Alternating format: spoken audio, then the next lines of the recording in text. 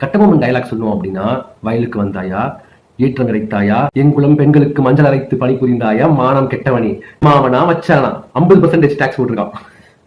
அது மட்டும் இல்லாம டெட் எக்கனாமின்னு மென்ஷன் பண்றான் நம்ம ஊரை. டெட் எக்கானமினா அப்புறம் இதுக்கு உன் ப்ராடக்ட் வந்து சைனாவுக்கும் இருக்கிற மிகப்பெரிய விரிசலை சேர்த்து வச்சதுக்கு காரணம் ட்ரம்ப். அதுக்கு பெரிய தேங்க்ஸ்.